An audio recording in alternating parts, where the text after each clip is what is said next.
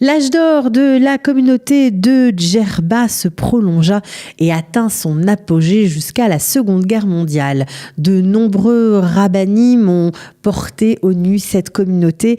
Il fallait un Benjamin Fenesh passionné du judaïsme tunisien et du patrimoine juif tunisien pour en parler au mieux et pour surtout donner envie aux jeunes de s'y pencher. C'est mon invité du jour. Salut Benjamin. Salut. Bonjour. Comment ça va?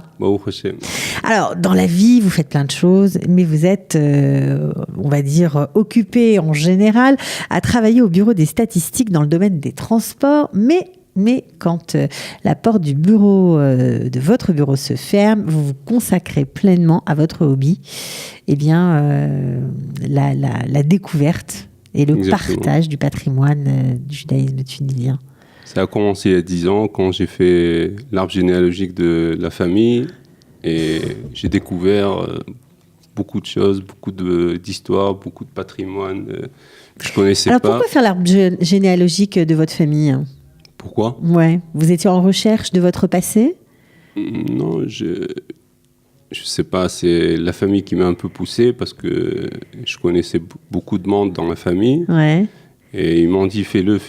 Et on a commencé et ça a grandi. J'ai commencé à interviewer des gens de la famille, des gens des villes où la famille elle a vécu là-bas. Et j'ai ramassé plein de photos, plein d'histoires. Et quand j'ai vu tout ce trésor dans mes mains, je me suis dit il faut pas le garder, il faut le diffuser à tout le monde. Alors c'est ce que vous avez fait, vous avez publié plusieurs livres, notamment Ava Veshalom. Alors c'est quoi ce livre ?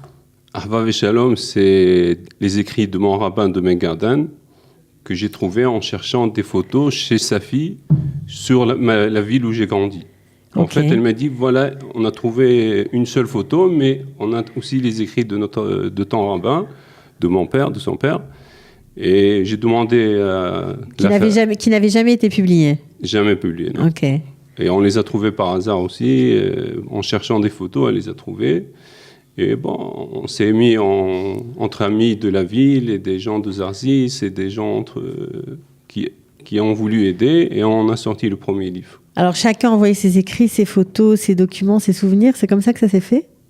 Non, pour ce livre-là, c'est surtout les écrits. Les écrits, mais autour de ça, vous avez reçu, j'imagine, plein de documents annexes. C'est comment ça. il connaît le rabbin. Ouais. Et ça, comme ça, on a raconté l'histoire du rabbin et aussi, on a sorti les écrits du rabbin lui-même. Oui, et alors après ce premier livre, vous avez sorti une biographie des sages de Zarzis, qui est une ville du sud de la Tunisie. Ouais, ça, c'est pas moi qui l'ai écrit, c'est le Rav Ovadia Haim qui l'a écrit en hébreu. Et le rabbin qui l'a payé pour l'écrire a vu... Il faut bien parler dans le micro, voilà. A vu le premier livre que j'ai sorti. Il a dit, comme il est très illustré, alors je te propose, toi, de sortir ce livre-là. Et... avec mon cousin, on l'a pris, on l'a sorti, on l'a traduit en français, on l'a sorti aussi. Bon, alors vous avez beaucoup aimé ce travail-là, et ça a eu beaucoup de succès, mais vous avez regretté que la jeunesse n'était pas tellement touchée par tout ça. La jeunesse n'était pas touchée. Et j'ai vu que les adultes, ils étaient très touchés, mais pas la jeunesse, pas les enfants. Et donc, je me suis dit, il faut passer à la bande dessinée qui parle beaucoup plus à la jeunesse. Alors, la bande dessinée est sortie en hébreu il y a à peu près 2 ans, c'est ça ? Ouais, en hébreu, c'est sorti il y a 2 ans. Voilà, ça s'appelle Ravi d'Azav. Voilà, Ravi d'Azav. Alors, on peut quand même saluer les très jolis dessins de Jackie Riahi. Exactement. Voilà, c'est vraiment... 1 an avant que j'ai commencé, j'avais déjà fermé avec lui. Dans 1 an, on commence, il fallait préparer plein de photos, plein de films sur les endroits qu'il va dessiner. Il faut faire beaucoup de préparation. Oui, il y a beaucoup de recherches iconographiques et de recherches tout court, parce que c'est quelque chose de très très précis, cette bande dessinée. Toutes les histoires, c'est des vraies histoires. C'est mettre notre histoire en bande dessinée pour que la jeunesse connaisse ce qui s'est passé en Tunisie pendant la Shoah, après la Shoah, la Aliyah en Israël après la Shoah, etc. Alors, vous avez sorti déjà depuis un mois Le Trésor de Djerba, donc la traduction de cette BD qui est en hébreu, elle existe donc aujourd'hui en français, avec un sous-titre La persécution des Juifs de Tunisie sous l'occupation nazie, parce que c'est de ça que ça parle, cette bande dessinée. Une des choses que je voulais faire passer à la jeunesse, c'était, ou pas qu'à la jeunesse, mais à tout le monde, c'est ce qui s'est passé exactement dans le sud de la Tunisie pendant la Shoah.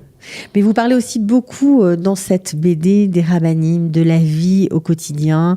Vous donnez des noms. Alors, il y a plusieurs lectures dans cette BD. On peut la lire comme une BD simple. Voilà. Et puis, si on veut s'instruire un peu plus... Alors, il y a beaucoup de notes en bas où on peut savoir beaucoup plus sur chaque personne quand on en parle au fil de la BD. Voilà, parce que tous les rabbins que vous évoquez ont effectivement existé.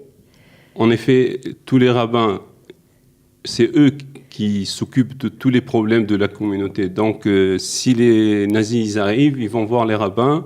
Donc, en bas dans les notes, on explique chaque rabbin quel rapport il a dans l'histoire, pourquoi on l'appelle lui et pas un autre, parce qu'il est grand rabbin de la ville, etc., etc. Voilà. Et puis, vous en profitez pour parler aussi des exécutions, des pogroms, notamment le pogrom de Gabès. Il y a le pogrom de Gabès. On a donné tous les noms des 7 personnes qui ont été tuées au pogrom de Gabès par les Arabes qui ont profité dans ce moment-là où il n'y avait aucune il n'y avait plus de règles, il n'y avait plus d'autorité. Voilà, c'est ça.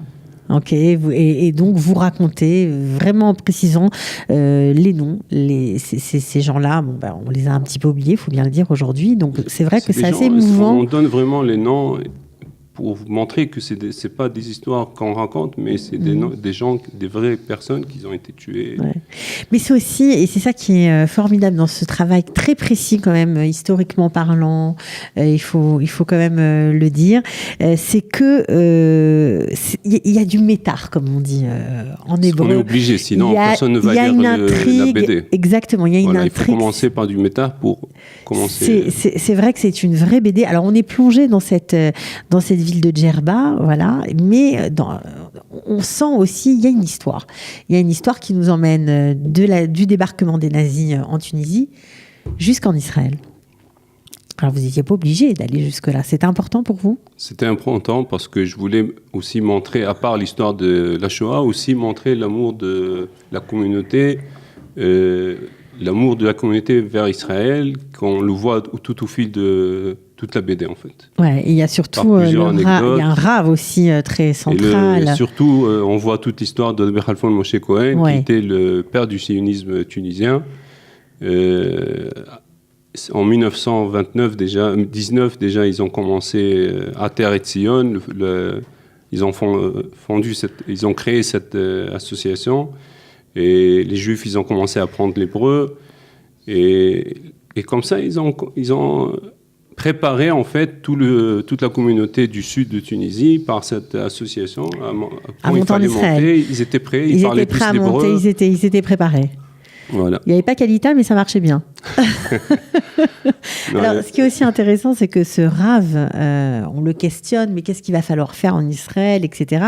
Ouais. Et vous avez, alors là aussi, grâce à une recherche très précise, un extrait de ses écrits. Il raconte exactement ce qu'il faudra faire pour créer l'État d'Israël. Exactement. Khalfon Moshe Cohen, il a écrit exactement qu'est-ce qu'on devrait faire quand on arrive en Israël, quel ministère des cultes, ministère de transport, il a tout écrit, il a dit exactement, le Sanhedrin, 71 personnes, la police, l'armée, il a tout écrit, tout était prêt à être utilisé, réalisé en Israël. Ouais.